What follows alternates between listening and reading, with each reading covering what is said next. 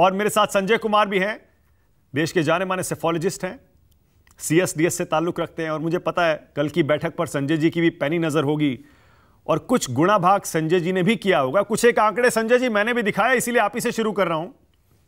जमीन पर अगर ये गठबंधन उतरता है संजय जी, तो ये बीजेपी का 300 का आंकड़ा जो अमित शाह दावा कर रहे हैं, क्या मुश्किल हो सकता है क्या?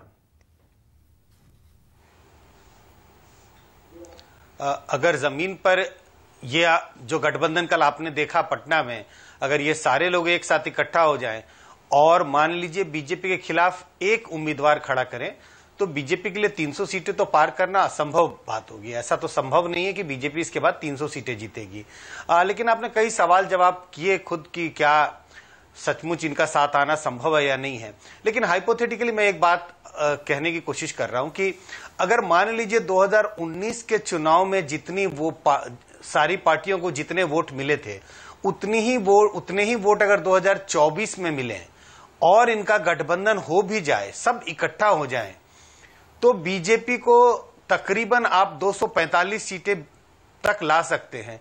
उससे बीजेपी को नीचे लाना ऑलमोस्ट असंभव सा दिखाई पड़ता है। मैंने कहा हाइपोथेटिकली, मतलब अगर ये मान लें कि सारी पार्टियों को उतने ही वोट मिले जितने 2019 में मिले थे। ये सिंपल कैलकुलेशन है। 303 सीटें बीजेपी ने जीती थी, जहां जहां बीजेपी 303 सीटों पे जीती और जहां नंबर 2 और नंबर 3 की पार्टियां थी, उनके वोट को इकट्ठा किया, नंबर 2, नंबर 3, नंबर 4 की पार्टियों को। और ये हमने देखा कि तकरीबन ऐसी 55-60 सीटें होंगी जो बीजेपी हारने की स्थिति में होगी अगर सबके सब इकट्ठा हो जाए। तो ये कहना कि सबके सब अगर साथ हो जाएंगे तो बीजेपी 300 सीटें जीत जाएगी, वो संभव नहीं है। अगर सबके सब साथ आ जाएं तो बीजेपी को आप नीचे लाके कोई 160, 170, 180 सीटों पर ला सकते हैं, ये भी संभव दिखाई नहीं पड़ता। हाँ, लेकिन इस तरह का गणित संजय जी कई बार गलत भी तो हुआ है। याद करिए उत्तर प्रदेश में क्या हुआ था, मायावती और अखिलेश मिल गए थे और बीजेपी का वोट परसेंट 50 के पार चला गया था। मुश्किल से 5-7 सीटें ऐसी होंगी जो उन्होंने बहुत कम अंतर से जीती थी। संजय जी, मैंने तो कहा ये गणित उस प्रिजम्पशन पर है कि पार्टियों को उतना ही वोट 2024 में मिल रहा है जितना 2019 में मिला। यह गणित बिल्कुल गलत हो सकता है। अगर विपक्षी पार्टियों का वोट और नीचे अगर आ गया तो उनके मिलने से भी बीजेपी के सीटों पर फर्क नहीं पड़ेगा, और अगर विपक्ष की पार्टियों को 2019 की तुलना में वोट ज्यादा आ गया तो बीजेपी की सीटें और नीचे चली आएंगी। तो गणित तो उस पर निर्भर कर, ये गणित इस आधार पर है कि 2019 में अलग अलग पार्टियों को जितना वोट मिला था उतनी ही वोट अगर मिल रहे हैं, तो इसी के लिए मैं ये कह रहा हूं, ये गणित एक हाइपोथेटिकल है कि अगर वैसी ही स्थिति 2024 में है और विपक्ष इकट्ठा हो जाए तो क्या होने की संभावना है। 2 संभावनाएं हैं। 300 पार करना बीजेपी के लिए संभव नहीं है, लेकिन बीजेपी को आप 150 पर ले आए, 160 पे ले आए, ये भी होता हुआ दिखाई नहीं पड़ता। ओके, अब संजय जी, लालू यादव को आप 20-30 साल से देख रहे हैं, कवर भी कर रहे हैं उनकी पॉलिटिक्स को।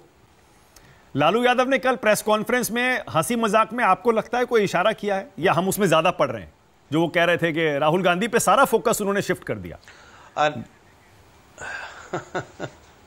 नहीं, मुझे लगता है कि हम सबको थोड़ा ज्यादा पढ़ने की आदत है। मुझे नहीं लगता कि कोई इतना बड़ा इशारा कर दिया कि उन्होंने ये घोषणा, एक तरह से इशारों में ये घोषणा कर दी कि राहुल गांधी इसको लीड करेंगे। क्योंकि अगर जैसे ही आपने ये घोषणा की तो ये जो पूरी आपकी मतलब मैं कह रहा हूं विपक्षी पार्टियों की जो मीटिंग हुई है वो आगे नहीं बढ़ेगी। अगर आपने इस बात की घोषणा कर दी कि भाई राहुल गांधी विपक्ष के नेता होंगे, तो ये जो पूरी कवायद हो रही है विपक्षी एकता की, वो पूरा बिखर जाएगा। तो इशारों में भले ही उन्होंने कुछ कहा हो, लेकिन मुझे इसमें कोई सीरियसनेस नजर नहीं आता। ओके, अच्छा, आंकड़ों के हिसाब से क्या ऐसी कोई स्टडी संजय जी आपने पहले की है क्या चेहरा घोषित करना पार्टी को चुनाव के समय सूट करता है या फिर वो बैकफायर भी करता है? देखिए, बैकफायर करता हुआ तो हमें दिखाई नहीं पड़ा, लेकिन फायदा कब होता है पार्टी को? फायदा तब होता है जब पार्टी के जिस चेहरे को आपने एक तरह से घोषित किया है अपने, या तो प्रधानमंत्री के लिए या मुख्यमंत्री के लिए, अगर वो चेहरा सचमुच पॉपुलर है तो वो पार्टी के लिए ऐड करता है वोट। एक मामूली सा एक विश्लेषण हम लोग हमेशा करते रहते हैं, सर्वे में हम पूछते रहते हैं आप किसे मुख्यमंत्री के रूप में देखना चाहते हैं या किसे प्रधानमंत्री के रूप में देखना चाहते हैं, और आप किस पार्टी को वोट देना चाहेंगे। कई बार हमने देखा कि व्यक्ति को की जो पहचान है, जिस व्यक्ति को लोग प्रधानमंत्री के रूप में देखना चाहते हैं या मुख्यमंत्री के रूप में देखना चाहते हैं, उनका वोट अगर पार्टी के वोट से ज्यादा है तो हमें लगता है वो पार्टी के लिए वोट पुल कर रहे हैं। लेकिन कई बार ऐसा भी हमने देखा कि लोगों के लिए पार्टी की पसंद तो ज्यादा है, लेकिन उस व्यक्ति के लिए, मुख्यमंत्री के पद के लिए उम्मीदवार हो या प्रधानमंत्री के पद के लिए उम्मीदवार हो, उनकी अगर रेटिंग कम है तो हम ये मानते हैं कि उनका व्यक्तित्व ऐसा नहीं है जिससे वो पार्टी के लिए वोट ऐड कर रहे हैं। प्रधानमंत्री मोदी के कंटेक्स्ट में अगर हम देखें तो हमेशा उनकी पॉपुलैरिटी, बीजेपी को जितनी वोट आते हैं उसकी पॉपुलैरिटी से कहीं ज्यादा है। सीधा सीधा अर्थ निकलता है, प्रधानमंत्री मोदी बीजेपी के लिए वोट गैदर करते हैं, प्रधानमंत्री मोदी बीजेपी के लिए वोट लेके आते हैं। लेकिन अगर राहुल गांधी के कंटेक्स्ट में अगर हम देखें, मैं सिर्फ राहुल गांधी का एग्जाम्पल दे रहा हूं कांग्रेस के कांग्रेस के आधार पर, तो कांग्रेस को जितना वोट मिला, या तो 2019 की बात कर लें, 2014 की बात कर लें, और राहुल गांधी की जो पॉपुलैरिटी है इन टर्म्स ऑफ लोग उनको प्रधानमंत्री के रूप में देखना चाहते हैं, वो उनके वोट से कम है। इसका सीधा सीधा अर्थ यह निकलता है कि राहुल गांधी कांग्रेस के लिए वोट कैचर नहीं दिखाई पड़ते हैं।